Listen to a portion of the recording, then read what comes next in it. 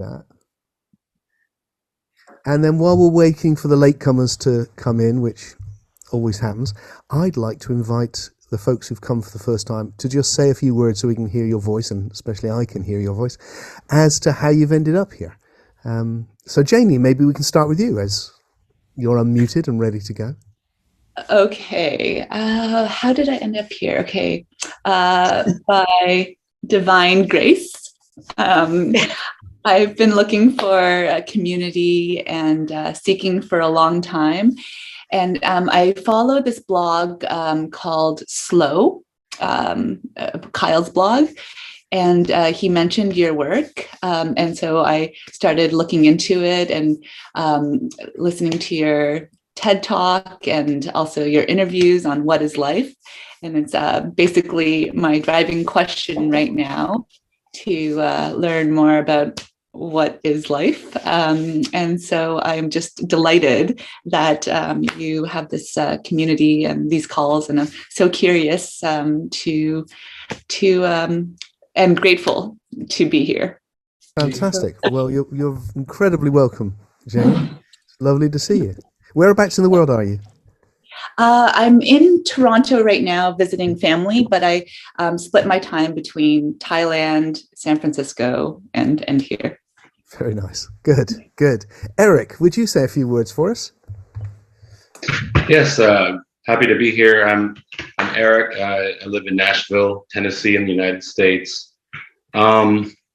I originally found you, Tim, through Jason Schulman. I studied with Jason and a couple of teachers that Jason trained between 2014 and 2019, and was always felt at home in his school, the Society of Souls, because of the marriage of non-duality with individuated self, which always just made the most sense to me.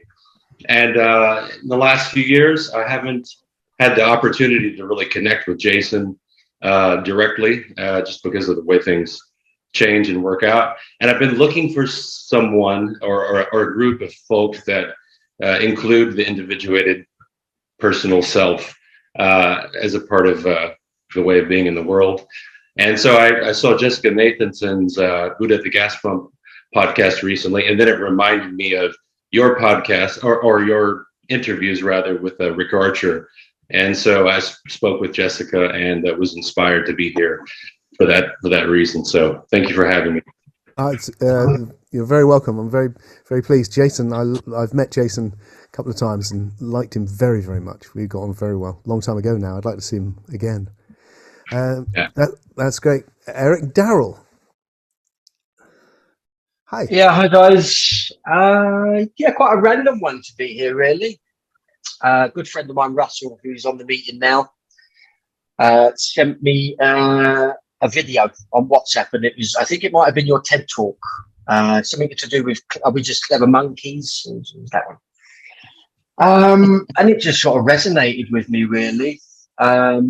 Sort of began what I would class as my spiritual journey via the route of Cocaine's Anonymous. Sort of opened my eyes to a sense of a higher power, and just been struggling a little bit really with the concept of, I listen to a lot of Mooji and other people that practice spirituality, and I think they're amazing as well, but there's just a little part of me that is a tad confused with it all, really. And I listened to what you were saying actually the other day with Rupert Spira, and I can't intellectualize it myself, but I just know that I feel something, and I listen to what you're saying, and I just want to explore it more. So that's why I'm here. Fantastic, Daryl. And you sound like you're in England. Yes, yeah, Tunbridge Wells, yeah. Fantastic. Royal Tunbridge Wells. Hazel.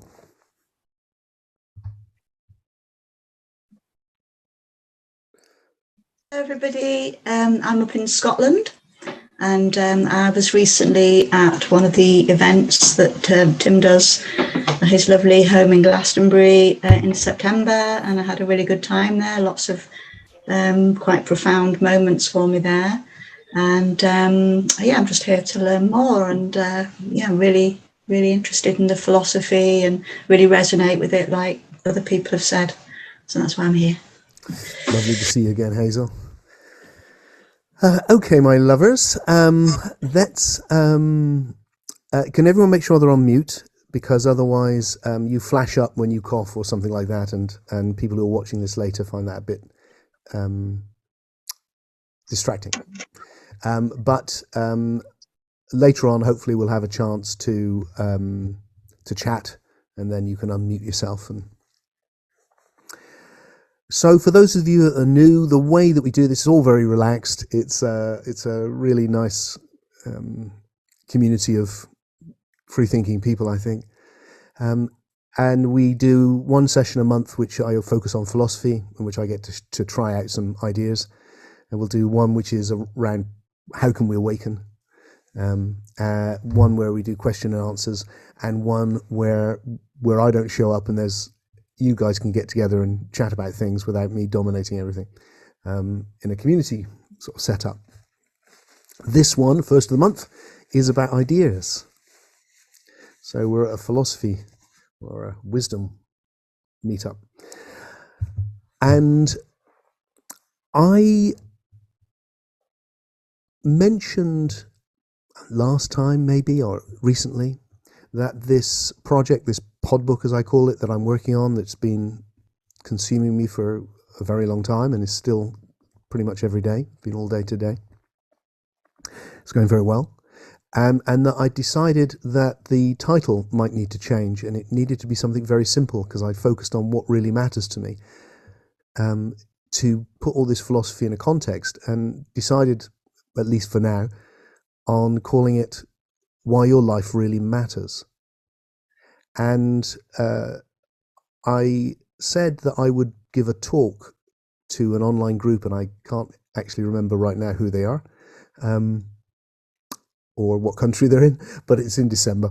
And they just asked me, what are you going to talk on? I think when they'd asked me originally, I went, well, they asked me in January or something. It's no good asking me now. I'll be into something different by then. It's like, I can't, it's too early. And so they just approached me, and I thought, maybe I should take this opportunity. And so I sent in that I would talk about why your life really matters. And what I'd like to do tonight, my friends, if you will indulge me, is have a stab at the sort of ideas I might share with them. So it'll be some foundational stuff. And I think one of my weaknesses often is I try and say too much too quickly. And yet also, if you can get ideas, show how ideas hold each other up, you can see the strength of a way of thinking. So I want to have a stab off the top of my head on what I might address, and you can give me your comments, and we can get into some questions and all of that. So that's the plan for tonight. Why Your Life Really Matters, which, as I've said, I think is really the real motivating impulse for me. So, just to start off, as I always want to, is be conscious that you are alive, that we're not talking about something abstract here. We're talking about this thing which is happening for us, and that you have been experiencing this bittersweet something for quite some time. And I suspect it keeps changing, sometimes dramatically. So to stop and go, what the hell is it? Seems pretty important. And not just what is it, but does it have any significance? Does it matter, your life? And I'm always shocked at the number of people who think that it doesn't. And I think there's good reasons for that, actually. There's a kind of a misanthropic science or a misanthropic attitude which accompany sometimes people who are impressed by science, as I am, which is becoming dominant, has become dominant in my lifetime, which paints the human condition rather bleakly. My two favourite quotes which capture it perfectly is one from the great Stephen Hawking, who wrote, "Human beings are a chemical scum on an insignificant planet." That kind of nails it. There you go. Does your life matter? The other one, which is a famous quote, is from Francis Crick, who was, one of the people who discovered DNA. You can't get much more significant than that in the scientific world. Who wrote, this really captures it as well, I think, "You,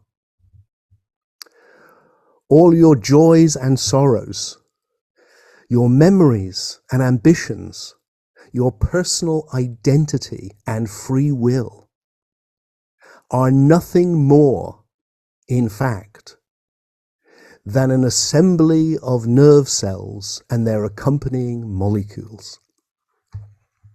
Okay, so there we have it in a nutshell. If becomes the dominant philosophy, then your life doesn't matter. It's not really of any significance.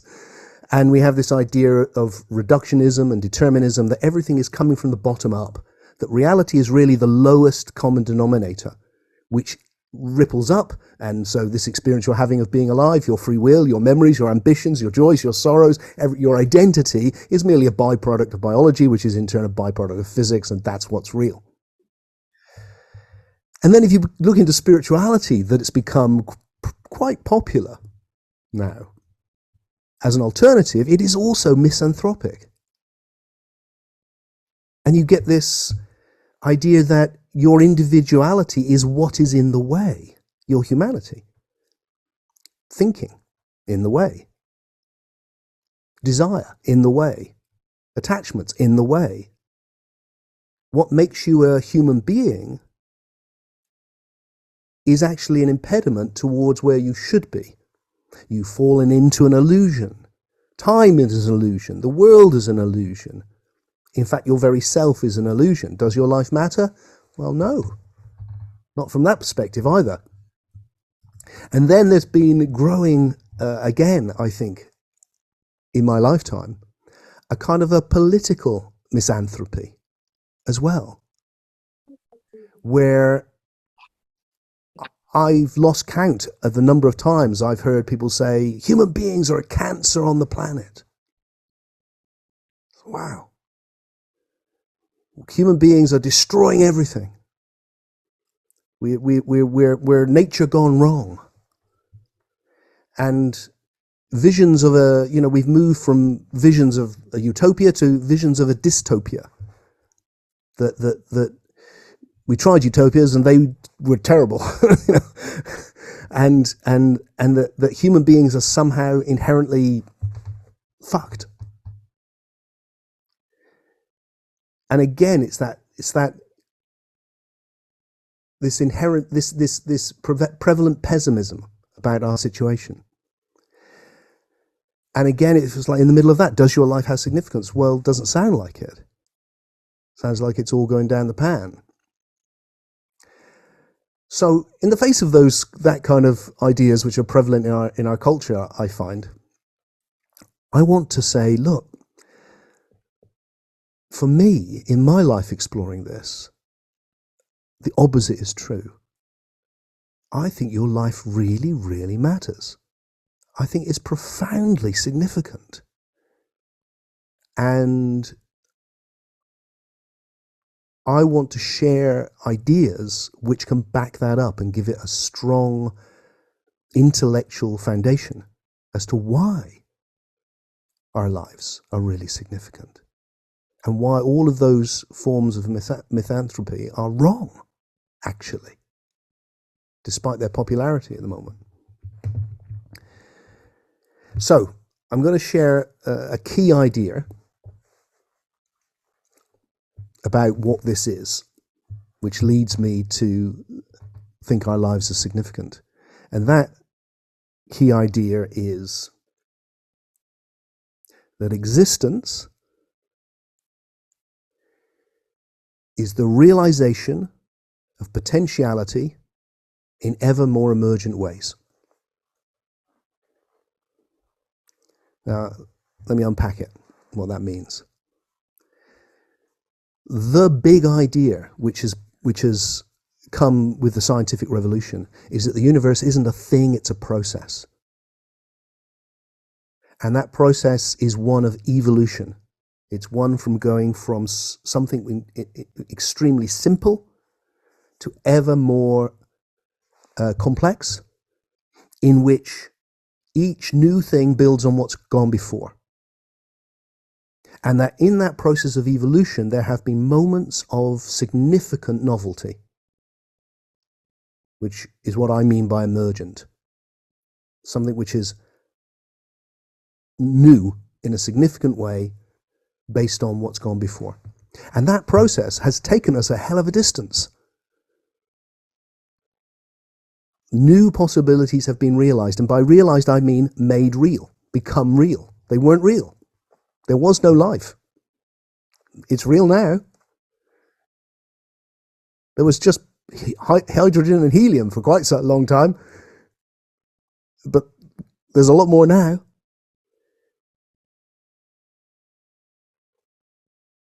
What physics has shown us is that if you go right down to the simplest level, it looks like reality turns into something that can be best understood as just information. There's no mass. It's not even definite. It's probability waves, which can be understood mathematically. But that informational level of reality has turned into star systems and our planet. And from that planet, this one at least, life. And from life, sensation, consciousness, psyche, this world of images and imaginations, ideas, the very place that you're understanding these funny noises I'm making has arisen. That's the journey we've been on for the last 14 billion years, it seems, and there's lots of, I mean, we've actually got telescopes now where we can look back at the first stars. I mean, this is how confident we can be that this looks like it's right. So, what is that context which that information is evolving within? So you're looking for something which, well, the image which comes to mind for me is again from physics, which understands the lowest levels as information within fields. So what would be the universal field within which all information is evolving? Well, the key idea that I'm exploring, and this is radical, actually. You can sound like that's what everyone's saying, but it's not. The key idea that I'm exploring, which is, I think, so elegant because of its immense simplicity, is what if everything that has any form whatsoever is part of one evolutionary process? Everything. Everything that has any quality to it is part of one evolutionary process. Well, if you entertain that possibility, then the ground, which is the field which is holding all this information, needs to be something which exists but has no other qualities. Apart from it can take on qualities. It has the potential to become a universe, because that's what it's done. And I call that the field of being. Just simply is. And that field of being is informed by information, literally informed, turned into everything which has a particular form. Everything. From quantum possibilities or mathematical forms to simple physical forms to biological forms to psychological forms, the psyche or soul. That's the 14 billion year journey we've been on. The realization of ever more emergent potentialities. Well, what does that mean for your life, for my life, and its significance? Well, we're right here at the leading edge of it, aren't we, folks? As far as we know, in our small corner of the universe, we're the ones who have developed this psyche thing, which is the latest thing to arrive in that process. And it's huge because we're conscious of this. And if this whole process has been realizing ever more emergent potentialities, that's what we're doing. And we might be doing it right now if something significant emerges. We are that. And that feels very significant. So then I want to add to that another idea, which is part of the same idea, really. That this existence is the one in relationship with itself. So the universe is a one, isn't it? It's a universe. And it's made up of all these different things. So the only way we can understand that surely is that the one thing, in the form of all these separate things, is in relationship with itself. That the one field of being, arising in being informed as all forms, is in relationship with itself through all the forms. Which means you are the one in relationship with itself, and so am I. What else could you be but that? What else? You're literally made of stardust, literally, not like some fantasy like, oh, you're stardust, darling. It's like, no, you really are. That's really, that's actually true. You've come from the universe. You are the universe. The oneness of being as you is relating to the rest of the universe. And I say as you, not like something not like through you, not like, well, there's the real thing, which is the oneness of being. It's the one. It's kind of like this divine one, and it's looking through you like you're some tunnel. No, you are it. Surely. That field of potentiality has become you. And as you, it is experiencing consciously the universe and has come along to this little group to discuss ideas about what the universe might be. Fucking hell. So what does that mean for your life? Well, that's pretty significant, isn't it? The universe has become conscious as you and is now trying to work out what it is. That feels pretty damn significant for your life and my life and us meeting up together. So what happens when somebody realizes that? Not like just like, oh, that's an interesting idea, but you actually go, whoa, oh my, yeah, I'm the one. As Tim relating to itself. There's a oneness of being. The being of Tim and the being of everything is one being, but being informed in all these different ways, meeting itself in all these different shapes and forms. What happens when you get that? And I think that's what spiritual awakening has always been. That's what it is. And if you don't like the word spiritual, like I sometimes don't, I call it deep awake. Same thing. Something happens and you start reading the universe differently.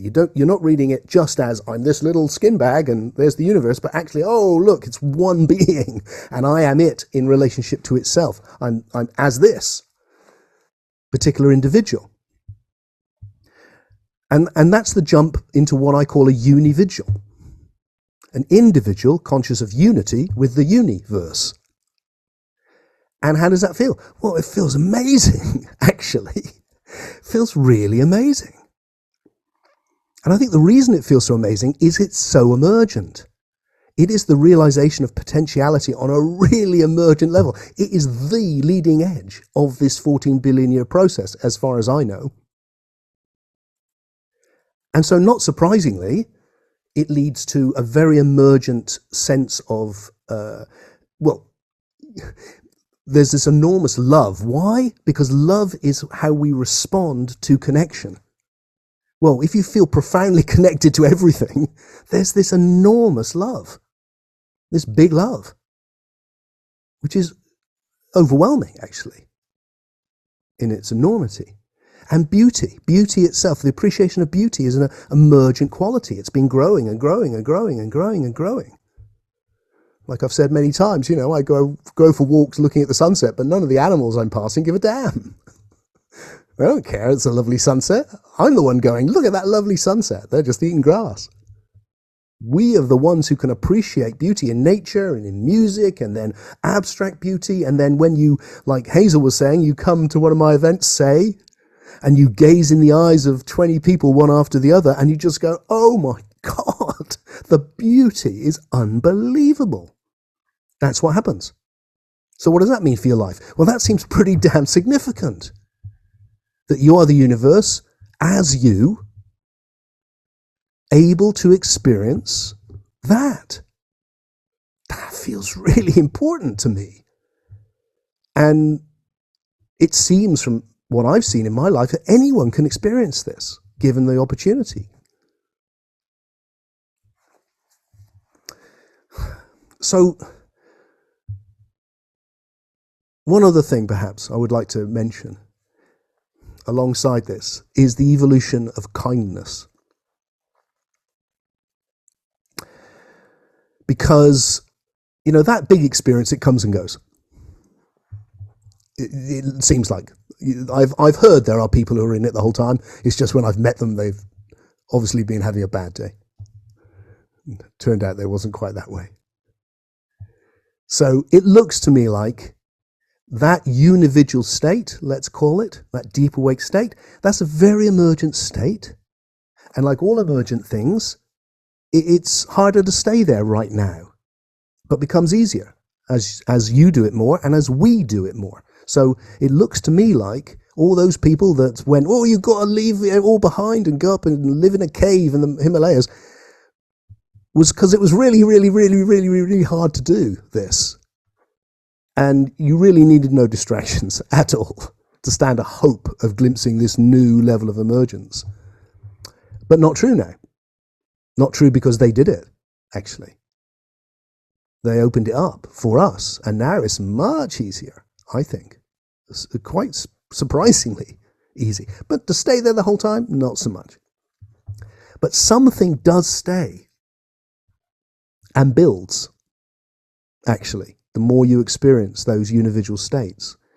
And that's what I've called universal benevolence. It's like you may not be overwhelmed with the love or the beauty, and probably a good thing too, because actually it's quite hard to function in the world when you're in those states. But the thing which can be there and which builds is this wishing well. I mean, I think it's, is it St. Augustine? I can't remember, one of them talks about love as benevolence, as a wishing well. So it's a type of love. This wishing well, and it's universal, and that's what's grown and changed. So if you look at one of the messages, one of the things which you get from this idea that we're in an evolutionary process, that you are an evolutionary process, is that to understand anything, you need to understand it with temporal depth, because otherwise you won't know what it is. If you just look at it like that, you don't know what it is. Because it's a process. You have to look at it with temporal depth to know what it is. So if you look at human history with temporal depth, you can start seeing what the human adventure's been like and where we are right now. And it might be not where you think you are if you only look at it as a slice. And what it looks like to me is that human groups, human beings live in groups. We're that sort of species. And those human groups have had certain similarities to like an organism. Like if you see it in nature, if you see an organism, it functions with two things. One, it must maintain its internal coherence. If that doesn't work, something goes wrong inside the system, it falls to bits. It must maintain its strong internal coherence, and it must be able to get what it needs from the rest of the environment in order to maintain its internal coherence. And very quickly in life, that means predation. Even if you're eating grass, you're still predating on one level. And the more you got the food chain, the more you predate. And if you look at human history, you can see that the societies have got something in common. They need to keep internally coherent, and to do that, they need to get what they need from the environment. And one of the ways that has been very popular is to predate other tribes. Why? Very efficient, if you're strong. If you're stronger than your neighbors, you can get everything you want with very little effort. And what you see is, throughout history, you see this immense kindness. We are the same kind within the group. And moral law, things you should do, things you shouldn't do. Keeping the coherence of the people together. And in fact, in nearly all the early languages, you have a word for the people, and that is the people in the group. And then the others are not the people. And what you see outside that is unkindness of what to our modern eyes is the most horrendous things. You just see wanton killing, enslavement, theft, pirating. And that's a huge amount. It's not just, there's trade and cooperation as well. I don't want to paint too bad a picture here, but there is plenty of unkindness going on. But what you also see, if you have some temporal depth on our predicament, is how far we have come in that process. Because what's been quietly happening is the circle of kindness, we are this all of one kind, has been getting bigger and bigger and bigger and bigger and bigger and bigger, until there are a lot of people, probably everyone on this call, who think there's only humankind, really. We're all of one kind. And suddenly, whereas up until quite recently, most human beings hated their neighbours. Really? I don't mean their next door neighbours. I mean the tribe next door. They might hate their next door neighbour too, but we'll leave that one for another time. The English hated the French and the Scots. Scots still hate the English. And on we go. Has gone from this genuine care for people on the other side of the world that you will never see, who share probably hardly any values with you, probably, and yet a genuine care that somehow we're all of one kind. Now, this is still in its infancy, but it's a huge jump if you have any sense of temporal depth. And I think this is the growing of the unividuality. Now, there's not masses of people walking around in some enlightened state going, I'm one with the universe. That hasn't happened yet. But there is plenty walking around who, on their good days, have this powerful universal benevolence and a sense not just of being one with humanity, but also with nature. Nature has changed from a resource and a danger, mainly a danger, into something we feel compassion for, we care about. We care about polar bears who would tear you to pieces without a second thought, but we care about them. Isn't that amazing? Interspecies compassion. Wow. Where's that come from? That is huge. Go back to the past and there's no, the idea of animal rights. It's like human beings don't have them, let alone animals. It's like, that's just like a non-starter. One of the things that's always shocked me about, in the Renaissance, a little historical fact, it'll blow your mind if you don't know it. In the Renaissance, right? The Renaissance. The place where we look back and go, oh, that's where it all started. Wasn't that great? In Florence itself, amongst ordinary everyday people, a favourite pastime was finding a cat, crucifying it, and then headbutting it to death. You can imagine now on the news if someone did that. But that was like, oh yeah, let's crucify a cat and headbutt it. That sounds like a way that'll give us something to do tonight. It's like, it has changed, guys. That's what I'm trying to say. And when you see it's changed, it's like, it can sound like I'm saying something so pie in the sky. Oh yes, the cutting edge is spiritual awakening. That's really what I'm saying. The cutting edge is that we're becoming unividuals. We're recognizing our oneness with the universe. There's this big love. This universal benevolence is going to come in. It's like, yeah, really? Really? But if you look at it with temporal depth, hang on. Life came from matter. Was that likely? Psyche came from life. Fuck. And then human beings who not very long ago were living in caves have gone to the moon and built the internet. My favourite one I've talked about before is I switch on the radio and all you hear is love songs. But there was no romance just a few hundred years ago. That was crazy stuff. When you hear romance talked about in the ancient world and past that, it's like an illness. Because marriage is a bargain, it's like, but now if one of my mates came to me and said, yes, Tim, I'm going to marry this girl. I haven't met her, but she's got good lands and I think it's going to be good for the family. You just go, whoa, stop. What are you talking about? But that's like this tiny slither of modern period. That's a few hundred years, really. These are huge changes. So if you see it with temporal depth, why is it so unlikely that the leading edge might be this? That what's coming in is unividuality, kindness, the sense of oneness, this jump, which is possible. And what does that mean for your life? Well, that sounds pretty significant that you could play a role in that I could play a role in that.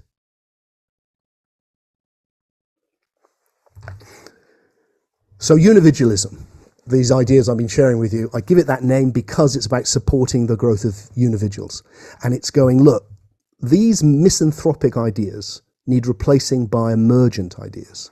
And if we do that, we can see that our lives, in all of their smallness, in all of their weirdness and all the idiosyncrasies, really matter.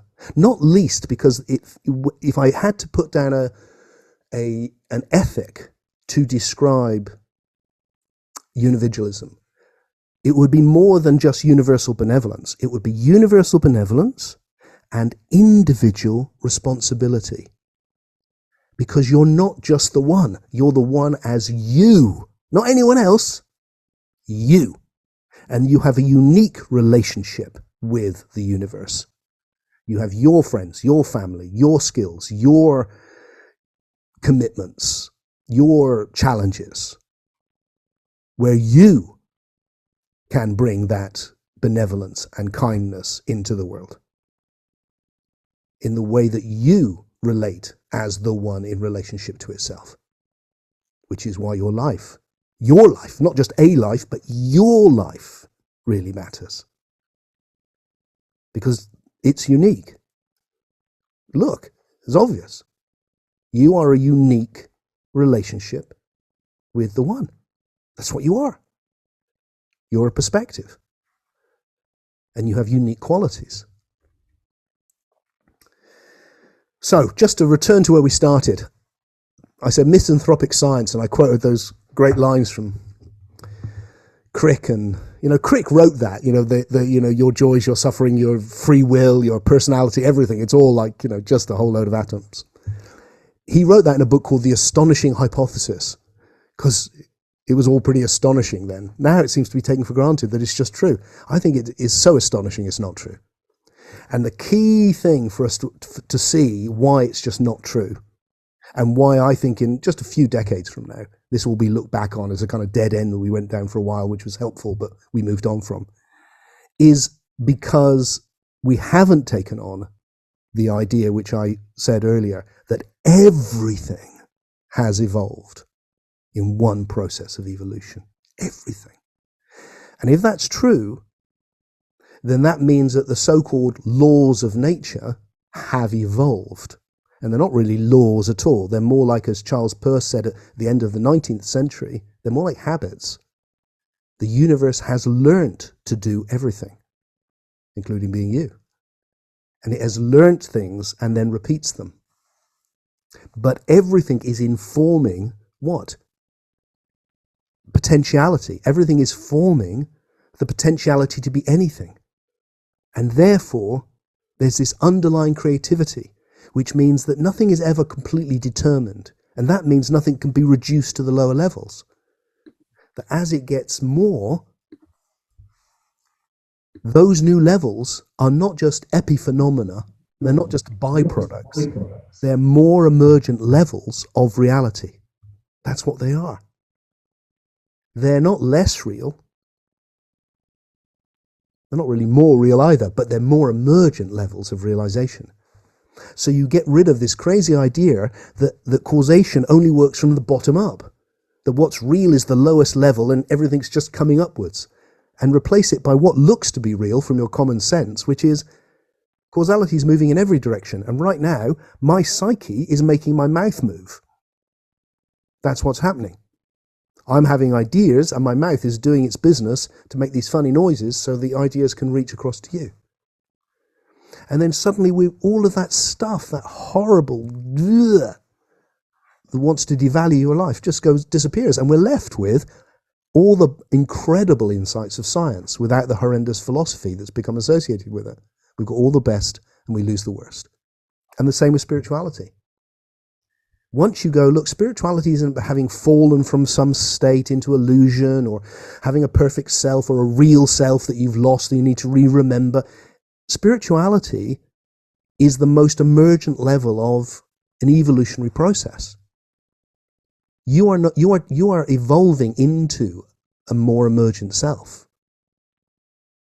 And that's what a unividual is. You're evolving into an individual that is conscious of these deep states of awakening. And your individuality is not an impediment to that. It's the foundation for that. And that your thinking, your feeling, your attachments, all the things that make you human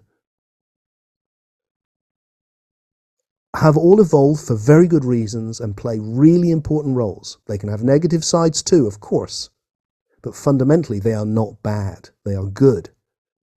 And they allow you to reach up into these higher levels. And that's an emergent science, and that's an emergent spirituality. And then finally, just looking at that misanthropic politics. You know, there's plenty wrong with the world. I mean, I remember, I've said this before, but it makes me laugh as an old man to recognize it. Probably because it took me so long to recognize it, you know, but I got born into the most affluent, free-thinking, artistic society that had ever existed in the whole of history. And I took one look at it and said, this is rubbish, let's pull it down and start again. And that's because I had no temporal depth. And now I look back with temporal depth and I can see, oh, wow, we've come so far. There's plenty wrong. There's plenty wrong. There's so far we can go. And the more you sense that benevolence, the more you see that. But also,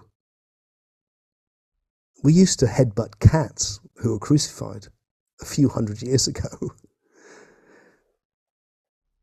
Statisticians talk about the statistics for the last 150 years in particular as the hockey stick.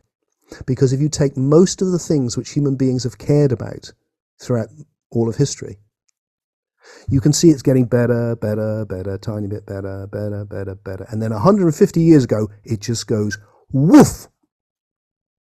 And everything gets massively better.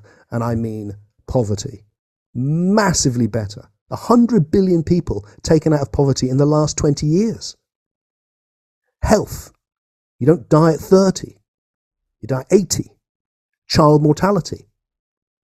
You stand a good chance of not losing any of your children rather than probably half of them. These are huge things. Literacy has spread like unbelievably. Education, including for women and girls, is just taken off beyond measure. These are huge things, and they've happened recently, like, whoa. Now, that doesn't change any of the challenges we face, but it means we can look at ourselves and go, look, you know, not a cancer on the planet, hey, but rather we are nature. We are nature.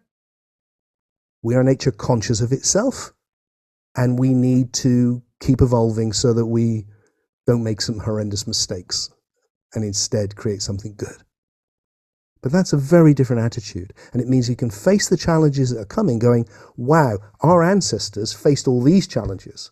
They'd faced smallpox, which had killed rich and poor alike for thousands and thousands of years, and then a few decades ago, we just got rid of it. That's incredible. If they can do that, we can do this. What does that mean for your life? It means we can stop being pessimistic. We can actually take on the challenge instead. We can have hope, but a genuine and grounded hope, because it's based on a understanding of temporal depth, how far we've come, what this thing is. It's taking how we live together, politics, if you like, and going, this is not a separate thing. This is an expression of 14 billion years of evolution. This is the one in relationship to itself as all these human beings trying to find, how do we do this? How can we do this benevolently, actually? Because it's not easy. It's really hard. So you're actually going, look, take those come into the deep awake state and then look at the political problems. It's going, let's bring the most emergent levels to bear on the less emergent levels. And if we do, we'll find solutions. What does that mean for your life? Well, we're in this together. We're in this together looking for those solutions, for those way through, to carry on that process without fucking it up. Well, that's one hell of an adventure, isn't it? And yeah, it can feel like we're on a knife edge. I'll tell you this, if you look back in history as well, you feel on a knife edge, well, we do as a culture, that's because every culture has always felt like they're living they're on the edge of the apocalypse. Always. All the time. Different apocalypse, sometimes. And that doesn't mean that one day the apocalypse won't happen. Bad shit happens. Evolution and emergence doesn't mean things just get better. They might not. They really might not. But we can face that in a different spirit if we understand this thing we're in more deeply. It feels to me. So, all right, last thought, very, very last thought. There's this thing which I've had since my little girl, since I was young, with all of this. She's not so young now. She's 22 now. She's often big girl. But I would always think to myself, and I do still, it's like, would I tell this stuff to my daughter when she was a little girl? Would I go up to her and go, darling, you're a chemical scum, and everything really, your whole personality is a collection of nerve cells and their associated molecules? Fuck that. I'd say your life matters, hun. It really matters, and you're you, and amazing, and go out there and be you, because there's no you out there yet. And would I say to her, oh, you've fallen into identification with an ego, which is your individual self, and you're in an illusion of the world and time, and you really need to get over that by disidentifying, maybe killing that, so that you can, it's like, fuck that. I'm not going to tell her that. Oh, and all your human qualities, your attachments and your loves and your hates and your thoughts even, don't think. It's like, no. These are not sane things to say, are they? And the same with the politics. Do I want to be there going, look, darling, the bad news is we're a cancer on the planet. I'm sorry about that, but that's what we are. We're a cancer. And we're just going to kill everything. It's like, I wouldn't say that to her for good reasons. I would say, come into the world, make it a better place for you being here. Expand into universal compassion for all life, for the planet, for everything. And do your best. It's not easy. It's really hard, actually. So it feels like what this unividualism is really about. And that's why I think I want to call the book, when it's finally done, or whatever it is, the pod book, Why Your Life Really Matters. So, thank you very much for paying me attention. How did I do? Cool. Right, let's open it up for 40 minutes. We can chat about it. Who would like to say something?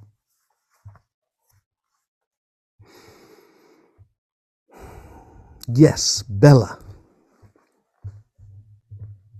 Oh, you need to unmute. Okay.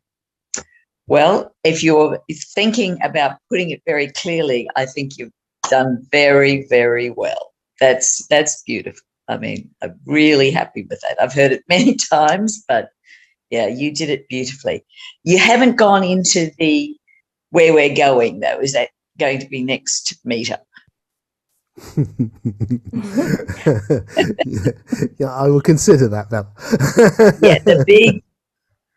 The fact that we're going to be God really is the thing. I mean, I think that's the thing I was thinking, Bella, seriously, was that I had originally thought last time I talked about with the pod book, I talked about calling it Why Your Life Really Matters, and then the first chapter was God Isn't Dead, God Is Still Being Born.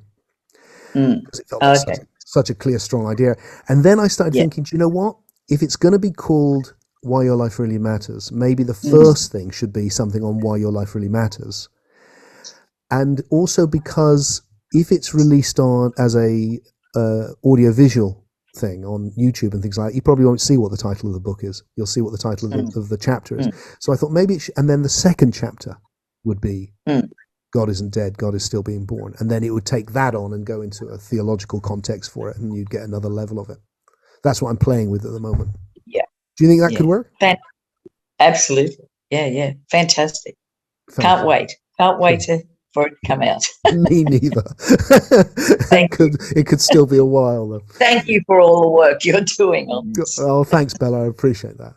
Stephen. Yeah, that was really inspiring, and I connect with it. I really do connect with it. What you're saying, fantastic.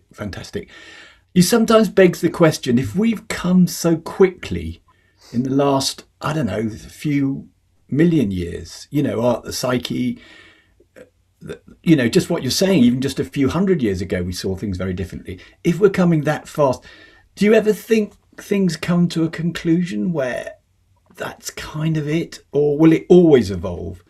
Will it, is it indefinitely can get more emergent, more wonderful? Or do you think there are kind of peaks where that's as good as it could get? I don't know. I have no idea. I can hardly manage understanding the level I'm on, let alone the next levels or any more that might be coming. But what I can notice so far is that things stabilize on one level and then suddenly open up like mad on the next. It's like, the number of star systems developing is pretty small now, apparently. But the number of thoughts that are coming into existence and the number of innovations in technology has just gone through the roof. So I suspect that things stabilize at one level, and that's why I think this opening up of the God presence, or whatever you want to call that, another level, the community, the communion of souls, or whatever name you give to it, is who knows what's beyond that, or could be. I'm boggled. It would be funny though, wouldn't it, if it just went, oh, stop now. That's it. You're right. I think that's one of the things I object to about the whole Enlightenment idea, which seems so awfully pessimistic, is this idea, because it's a negative idea. I'm talking boldly here, but generally the Eastern Enlightenment idea is a negative. It's the absence of the illusion of self. Therefore, it can be absolute. You've absolutely got, there's nowhere else to go. Once you've got rid of the illusion of self, that's it, you're done. And one of my favorite lines in one of the books I wrote, which I captured it for me, was, look, the bad news is there's no arriving. But the good news is there's no arriving. And that, it feels to me, captures those two ways of hearing it. That it sounds attractive, the idea that it's good, there's somewhere to get to and we can get there or not. And then suddenly you feel like, is that attractive? Or is there something about limitless potentiality? Because that's what you're talking about as the ground. It has no form. So it can be informed in infinite ways. So who knows what that can lead to in the universe. And if it did ever come to a conclusion, then the whole thing of your idea, one of your foundations, is that everything is evolving. Well, it wouldn't evolve because it's like a shark. I don't think has evolved for 50 million years. It's perfect. But that really, anyway, yeah, it's just a thought. Russell. Yeah, I always have to laugh to myself when you say about the thing, would you tell your kids that stuff? The scary thing is, I think I probably would have. Like, I was becoming so confident in that end of self, the self being my biggest problem, my ego being the root of all my suffering. And I was becoming so confident because of how many people say that, and all these famous authors and inspirational speakers, and they seem so together and so peaceful. And although I couldn't do it, I couldn't be permanent free of that self. I believed them. I really believed them. But the more I think about it, a lot of them have left their families, they've left the world. They don't live in a normal 9-to-5 type life, working 40 hours a week. A lot of them have those park bench experiences where they leave their life and live a solitary life and all that. But yeah, it just makes me laugh because it's quite scary. I probably would have told my kids that. But I love the way you reframe it, that actually, like, my ability to think has taken like 14 billion years for me to have that kind of superpower to be able to think. And it's my thinking that will enable me to carry on informing that ground of kind of unrealized potentiality. And, I am the universe informing itself to keep emerging. And I do that through that thinking. It's a gift. Sometimes it needs to shut up. And I do that through the practices like you teach of, focusing on the breath now and again, but not permanently. It doesn't need to be permanently silenced anymore for me. So yeah, that's really fires me up, all this stuff. It's brilliant. Beautifully put, Russell. Exactly right. We are engaging with this process consciously, and that's what's extraordinary, is that not only that the universe has evolved, but that it's reached the point where it can reflect on that evolution and can start to choose how it evolves. That's a huge part of why our lives really matter. Richard. Thanks, Tim. I think you did once again a brilliant job. One of the things I love about you is your sense of humor about the whole thing and the pointing out of the absurdity and ridiculousness of so much of patterned thought, inherited thought, whatever. And the idea I heard years ago, and it made so much sense to me. Somebody said, "Destroying your ego. How egotistical can you get?" And I did just what you did. I laughed out loud when it hit me, and I went, "Oh my God, yeah." I love it. And when you talked about the things like that Renaissance thing with cats, I mean, people used to consider it a form of entertainment to go to public executions. Yeah. They'd watch people hanged, beheaded, drawn and quartered, and cheer it. Yeah. We've come a long way, and thank God. It's one of the things I love about you is you keep reminding me that this is a positive progression that we're in. And to get out of the doom and gloom and oh poor me, Eeyore kind of stuff. And I thank you very much. That's it. Wonderful. Thank you, Richard. Yes, to all of that. Michael. Yeah, thanks, Tim. Brilliant, absolutely fantastic. And I think said in a different way to what you've said before, which is always refreshing. You're always saying a similar idea and just choosing different words, and the words you chose today were absolutely fantastic. So a couple of comments and then a question at the end. So in response to what Bella was saying about where are we going next, that is such a mind-blowing thought. And I think you're right, in Soul Story you put it at the end of the story, because it is absolutely like it's next level kind of stuff, which is I loved it when I first came across that. So yeah, I think definitely starting with the more of the why your life matters. And today or tonight or whatever it is, you just about every question I had along the way you answered. There was just a couple that I just wanted a bit of clarification on. With the evolution of that experience of big love, before you've talked about, the ancient mystics, they had to go up to the mountains. Now we can do it, and you do it, you facilitate it so often just in gazing and those kind of things. So the fact that has evolved and emerged is fantastic. And so for me, why your life really matters, each one of us is on that cutting edge of emergence. And then every single act of kindness that we do, and every single glimpse of that big love, so every experience we have, it all brings about the next most emergent thing. So it's that process which is very much life affirming. So the question I had, and it does go back a bit in your talk, the one in relationship to itself, and you preface that a little bit with talking about the fundamental form of being, which has no qualities.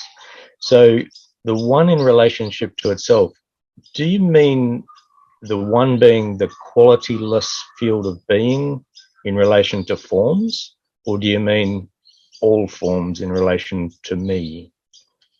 Yeah, great question. It's good to get that clarified, Michael. What I mean by it is that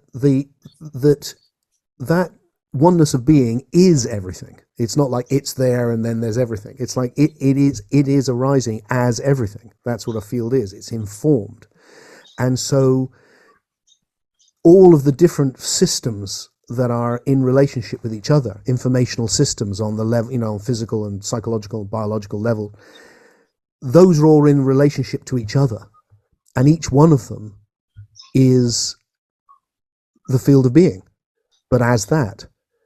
And so that you, Michael, are one in relationship to everything that makes up the universe, but it's all one being, which is in relationship to itself. And that's how you get this paradoxity of it's all one and it's all many at the same time.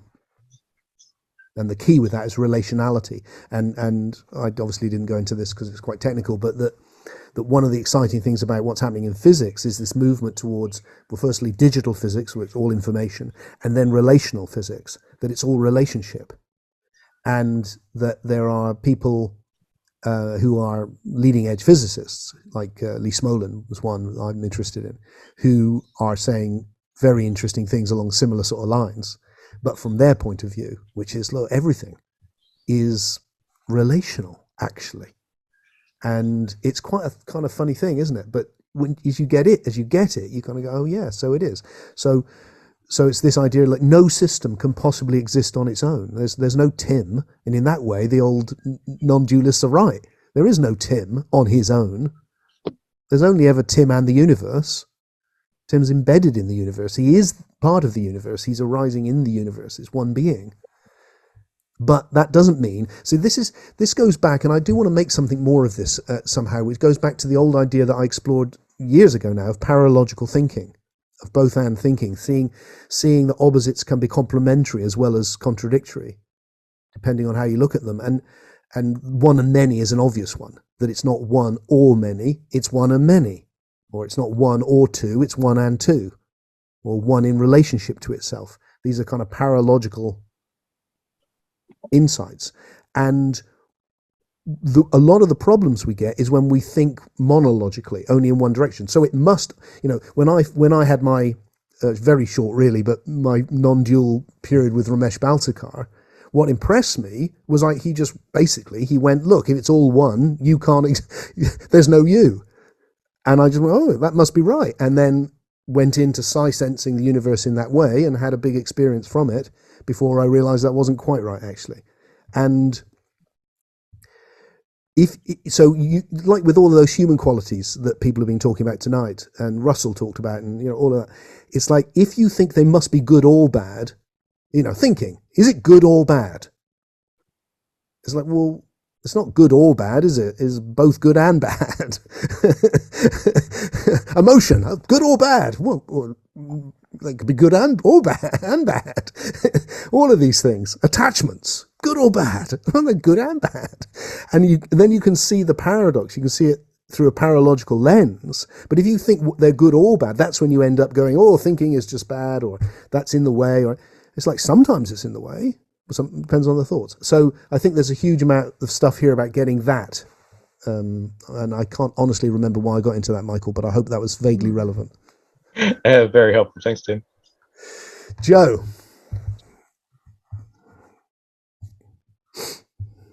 Yeah, that's such a great message, I got to tell you. And Russell reminded me that had I figured out that I didn't exist, and I tried that for so many years, if I kept showing up is what ruined it. So I really couldn't tell my kids because I kept showing up.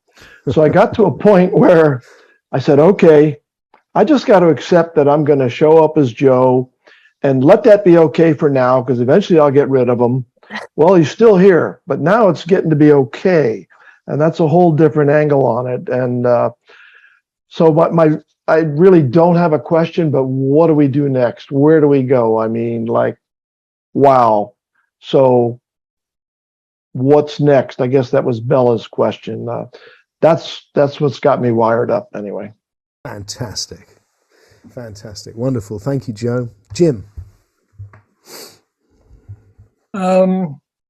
Yeah, I'll join the chorus. You were extraordinarily clear today. It seems to me that you're really honing and focusing in a wonderful way. I have a couple of things. One is perhaps to the question of what next, not so much in the global sense, but on the particular side of the street. And that's about all the work that's being done on embodiment.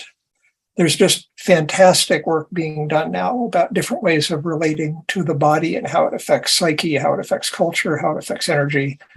And just in my own life, as I'm now turning 70, I'm actually changing the way I move, changing the way I do the most basic things. And my deepest meditation is now in movement and in playing music. But so I don't know if that's a direction for anybody but me, but it seems to me it's a way to celebrate the particular that has great promise, because I think we've spent centuries repressing the particular body, the particular emotion, and all of that. But anyway, this is just on the level of embodiment. The other sort of question I had is or not question, but insight, I think for me from what you said, is if you think of temporal depth, part of that for me is long periods of regression.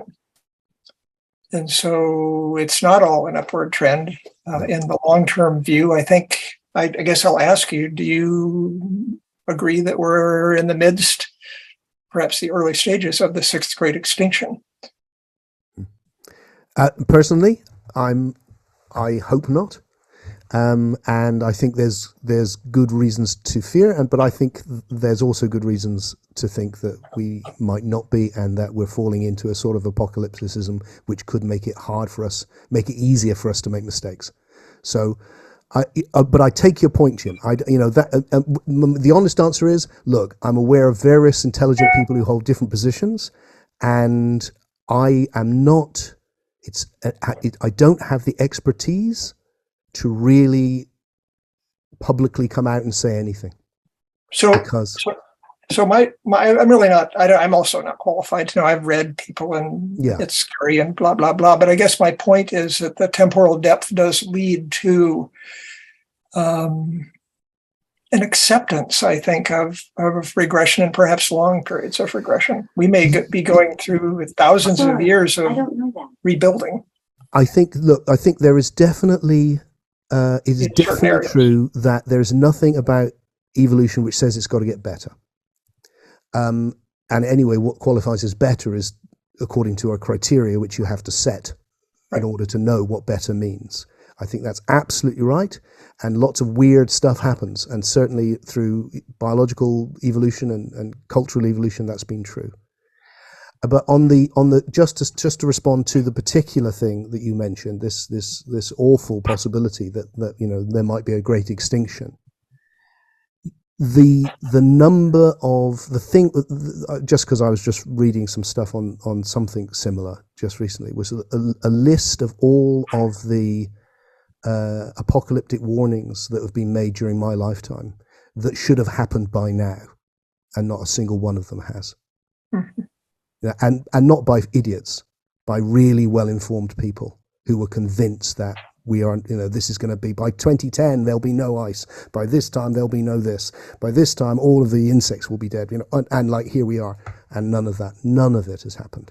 So I think we need to be very careful about our tendency to see the worst and pay attention. But I also want to pick up on the excellent thing you said about embodiment, Jim, because I think that's really, really important.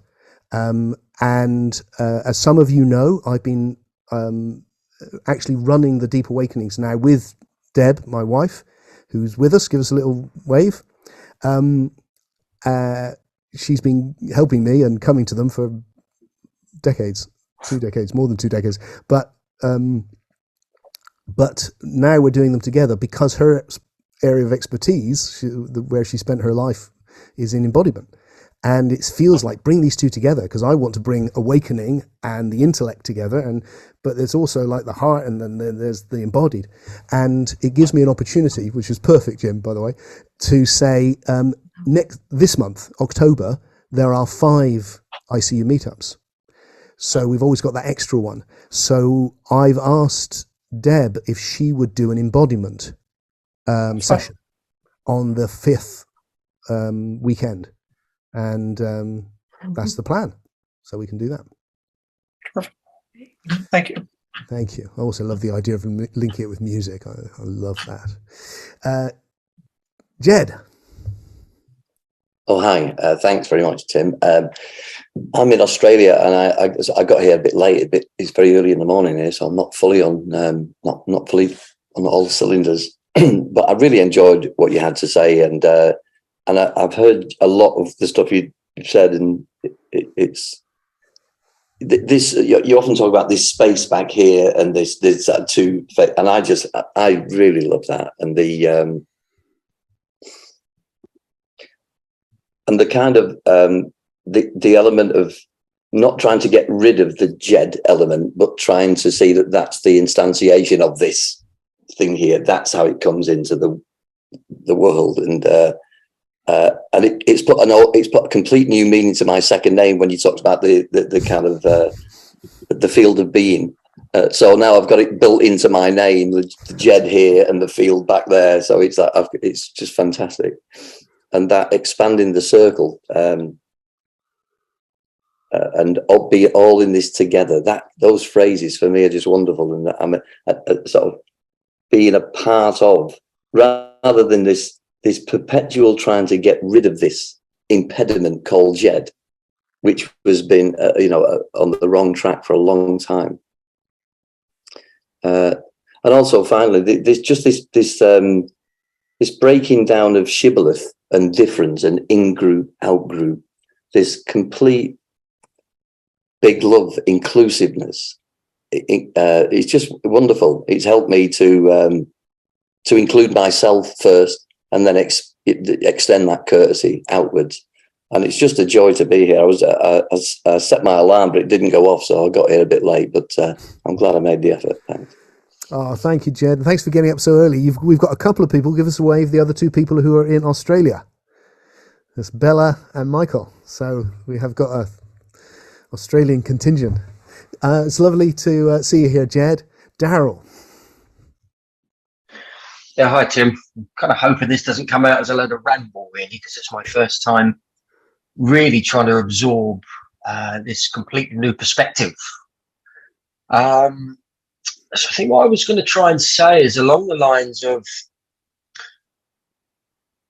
part of my prayers in the morning is I still ask to be relieved of the bondage of self. You know, so I still think I'm in that place of sort of wanting to be rid of this awful bastard, you know, who's on the other end of the screen to you. And I am very guilty of saying a lot of the stuff that you said you wouldn't say to your 22-year-old. I've recently said it to my 15-year-old. You know, you're not your thoughts. You know, don't believe everything you think. And I think what I was asking really is, what part of the journey does it become sort of less about trying to be free of this something, you know, something you're trying to be rid of, and then sort of trying to incorporate that back into life again? And I've no idea if that just made sense. Yeah, it makes perfect sense, Daryl. You know, like, you know, why is that such a popular form of spirituality? It's because I don't suppose there's anybody who can have someone with authority say, you're the problem, and not look at themselves and go, oh yeah, that's about right. Mm. So when somebody who's got an ander at the end of their name and sits and smiles a lot says, you're the problem, then most of us are going to go, yeah, that's probably right. So it feels to me like, look, the challenge is the individual has to evolve.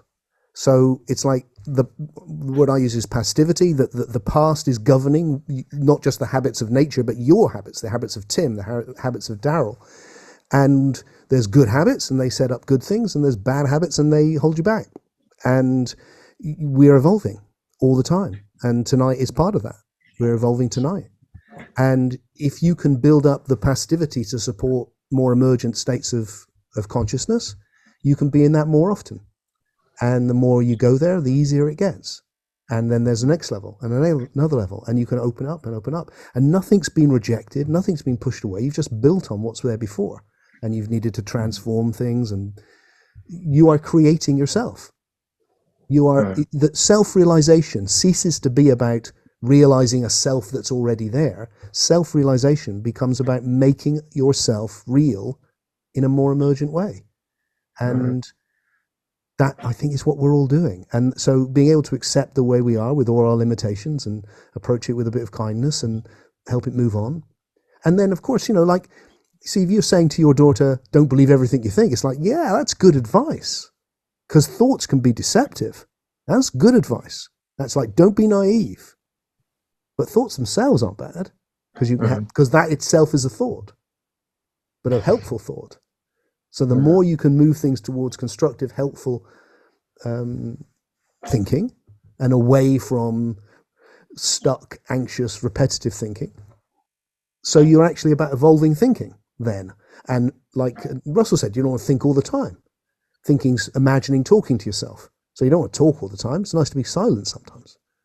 But you wouldn't want to be dumb. You wouldn't want to lose the ability to talk. That would be a great loss. And you wouldn't want to lose the ability to talk to yourself. Does that make sense? Yeah, it does. Yeah, for me, it's almost like I've had a taste of, you know, this awakening, whatever you want to call it, and it was so blissful that, you know, the moment that you go back into sort of Daryl again, it's almost like, well, that's you again. You don't want a bit of that. You know, you want to be this amazing, you know, this blissful existence that's on offer. So I think what you've done today is almost give me a little bit of comfort that, you know, it's okay to sort of have that, as well as, because it's how we language it. So if you have that experience, look, people have these awakened states, all sorts of awakened states. If you have one in a church, you probably think you're a sinner, or you probably think it's Jesus. If you have one in a different context, you think it's something else. And you see it in these different ways. You sense it. You sense it with your psyche in a different way. And so if you have one of these transcendental experiences, these unividual experiences, and you have been reading books or visiting people who go, the self is in the way, like at a certain point in my life I was, later up for me than the first awakening, but you will see it through that lens, and then you can think, oh yeah, I've got to get rid of Tim. But if you'd had your very first awakening and gone, it was so blissful, and sat down with me as an old man like I am now, I would have said, oh, that's great, Daryl. See, Daryl's capable of that. You just need to keep evolving so he becomes more and more capable of that. Yeah. And now you've got a completely different agenda. Yeah. No, I hear you. I hear that. Thank you. We have got a few minutes, and I'm just thinking it would be lovely to hear everyone's voice because we've heard so many. So I'm just going to bring up people who haven't said anything. And even if you just say hello to everyone, it's just so lovely for everyone to hear you. And I'm going to start with Melanie. Oh yeah, thanks Tim. And it's just lovely to see everybody here and lots of new people too. Thanks. Thanks, Melanie. Mary. Same here. It's beautiful to be here, and it's so wonderful that we all really appreciate what you're doing, Tim, and we're all flying high with you and wish you all the best, and yeah, wish everyone the best and sending lots of love.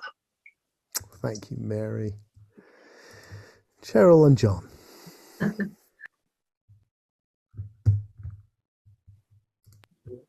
Oh, hello everyone. Hi. It's lovely to be here and to see all the new faces and hear your stories. Yeah, I continue to get so much out of this. And John and I have we're just coming up to chapter 10 of Soul Story, which we're reading together, and yeah, just absorbing all of that. And so much of it, the last few chapters have just come together, haven't they? And they're just resonating so strongly with our ideas and thoughts. So I don't know what you think, but I agree, of course. Yeah. But also, I just wanted to say, to answer your question, Tim, how did you do tonight? Cock on, kid. Really good. Really enjoyed tonight. Exceptional. That's what I've got to say about tonight. Just one thing occurred while we were reading, like Cheryl was saying. Sometimes we say, is Tim off on one here when we're reading Soul Story? Then I try and figure out, how do I know whether Tim's off on one or not? And I've come to the conclusion that when I feel uplifted by what you're saying, that's the right direction. And it's really that simple. And the feeling's there even in the words. And Soul Story is a great book, no doubt about it. I haven't finished it yet. And I know we're behind the power curve even with that, but hey, keep going. It's great stuff. Thank you, guys. Really appreciate that very much. Jessica. Hello. That was such a wonderful summary. It was so lucid and clear and such a great nugget version. And yeah, I was just struck by, sorry, who just spoke? Cheryl and John. Just the word uplifting, I just felt such a surge of the uplifting feeling, and just comparing that to, I'm hearing from so many people lately in the old community I was in, where it was really like stomp on yourself like you're a bug, get out because the world will be better without you, versus this such a radical different message, but within the perspective of unividuality. It's just such an incredible gift to have had this transformation with you. Well, thank you. Thanks, Jessica. Beautiful. Hazel.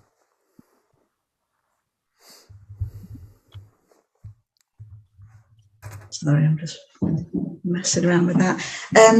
I really like the title, Why Your Life Really Matters, and that's a brilliant sort of title. I think that will attract a lot of people to it immediately in the right kind of way. And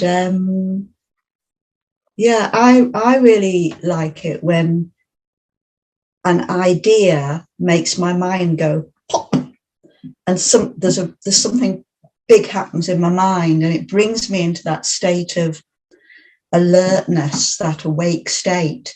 And I think even an idea can do that, and that's why I really sort of like to listen, absorb, and because I'm getting those little pop moments, you know, quite a lot when we talk about stuff like this. So yeah, that's wonderful. Thank you very much. Fantastic. I love that. Barnaby. Hello. Yeah, very good, Tim, as always. You nailed it completely. I particularly like the bit about the headbutting of cats point that you're making of how far we've come. I was watching a program recently about Augustus II, who was the king of Poland in the early 1700s, who used to get off on catapulting animals high into the sky.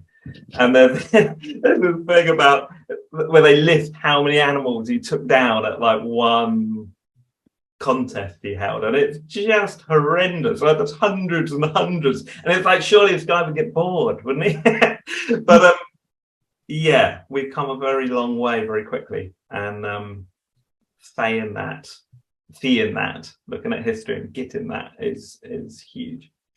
Anyway, thank you.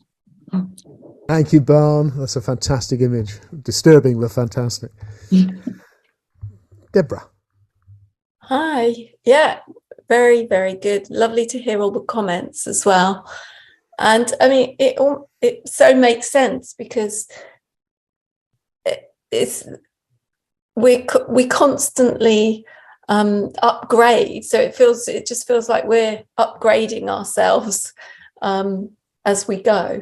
And it's a natural occurrence that happens in all things that we do, like art. We refine our food, we refine. And so why not refine ourselves, which is such a creative thing to do. And it just makes everything better. Thank you, Deb. John. Nicely done. I think from the questions or the comments I heard that a natural progression of questioning or thought that comes from many people is, that's great. So where's it all going? And I understand that there's the next edition. And I love the idea that you've kept this simple and coherent, and it's a great presentation. I think at the end, maybe a good teaser would be just simply to state, it's all going somewhere. That somewhere is, however you want to say it, higher levels of goodness, truth, and beauty. And we'll talk about that in the future. So I think that's a great thing to say, to just simply give people that assurance that it isn't just, if you look at where we've come from, as we've just mentioned, you know, look how far we've come. It kind of implies that we're going somewhere too. But I think simply stating the idea is often helpful to people. So yeah, thanks everybody for being here. Yeah, really clear. Thank you, John. Matteo. Hello. Hi.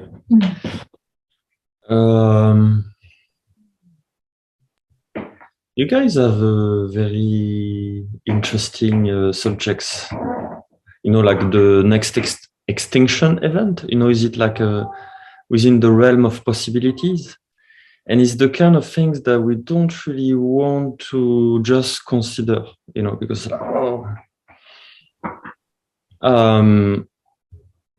but it's like, is it completely impossible? You know? Could be. Like, unless we do something about it, it could happen. So what are the variables that we have at our hand that we can change, the levers? in order to avoid that. Or if it's too late, the transhumanist will take over and create a whole new generation of species, and because we will have lost all genetic diversity. So, like, what is the the perspectives that we want to consider? Because it's kind of a bitter pill to even consider those possibilities.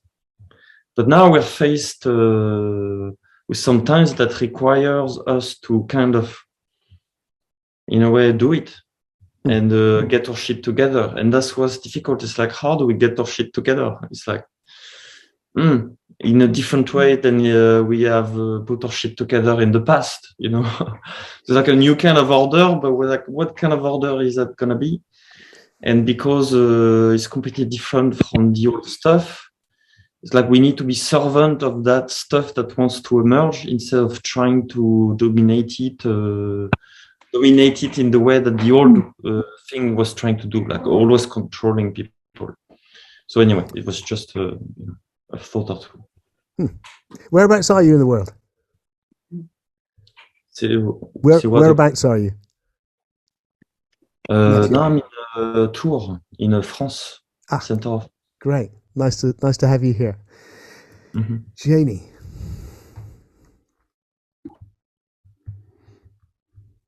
Hi. First, thank you. I feel like I'm buzzing. My heart feels like it's singing and my soul soaring. It is so exciting to be amongst people that are like-minded and asking similar questions. Your presentation was beautiful and really resonated deeply with me. It feels like the exact next piece of the puzzle that I've been praying for so much. Okay, so I have a little thing that I make these stickers and I give them to people. And I truly believe that each person's joy heals the world, and that we do matter. And so in the search, it has been like I've come to non-duality, and it definitely resonates deeply as the right direction and closer to ultimate truth. But something wasn't sitting right, and in fact, I went through a little phase of great confusion where it's just like, okay, there's no God, or it doesn't matter, and so I felt really drained and depressed by that possibility, and so I just needed to keep going and keep searching, because the only truth I know absolutely is that I am here. I'm having an experience and in this infinite playground of possibilities. And so I want to make something fantastical with that opportunity. And so finding this and finding you and this group just is so exciting, because I finally feel a spark of inspiration, and I get to go off and dream what's possible with this new launchpad. So thank you. Beautiful. Thanks, Janie. Wonderful. I'm so pleased. Eric.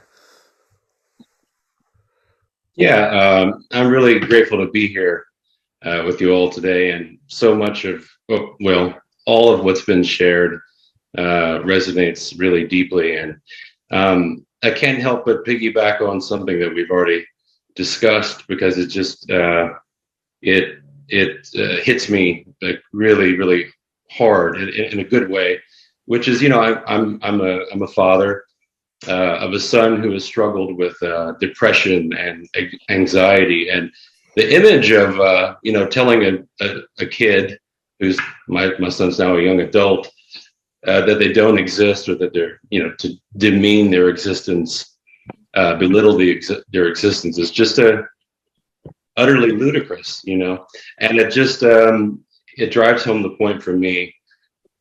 Well, it inspires me as a father to really reinforce his preciousness and his unique individual nature. So I want to thank you for helping me to contemplate that. So thank you. Wonderful. Thank you, Eric. Gordon. Yeah, hi. Wow, that was wonderful. I'm just a little overwhelmed with what everybody's saying. And I just love how people are receiving our message, and it was a real brilliant talk today. What I just wanted to throw in here, I know it's late, but just be real quick. The autodidactic universe, which I think you've talked about before, and it strikes me as if evolution's evolving. If everything's evolving, evolution's evolving, and it sounds like, with the emergence of psyche, the evolution that's random becomes an evolution of learning. So it's it's becoming an autodidactic universe. But anyway, I also just really appreciate being here, and I just love the way the new people, everybody's receiving a message in a wonderful way, but the new people are like really refreshed with this message, and it's just a testimony to the goodness of what you're saying. Oh, thank you, Gordon. And I think you're exactly right, by the way. I think the phrase that they were using it when the physicists, Lee Smolin and co, were using the phrase for the paper, the autodidactic universe, they were just saying, look, it's not consciously learning, it's just learning like an AI learns, like a learning machine. But you're right, what's so remarkable about us and why our lives really matter, I believe, is because we're doing it consciously. That process where it's learned how to be star systems and then learned how to be amoeba and then learned how to be it's now consciously learning, and we're doing it right here.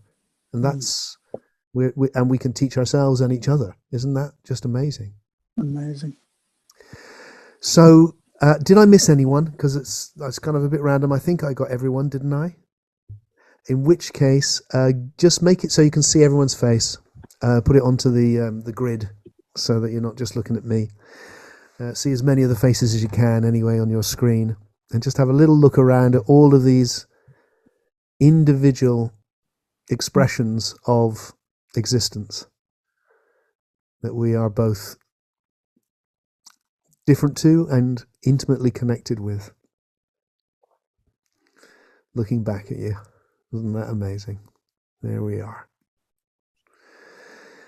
So thank you so much for coming and hanging out with me tonight. Next week we'll do some awakening. I'll get some more information about what's going to happen at the community meetup. I want to try and talk about that a little bit so you can really see how much can be gained from those community meetups. And then Debbie on the 5th Sunday. You can look forward to doing something with your body as well. I love you. I see you. And till we meet again.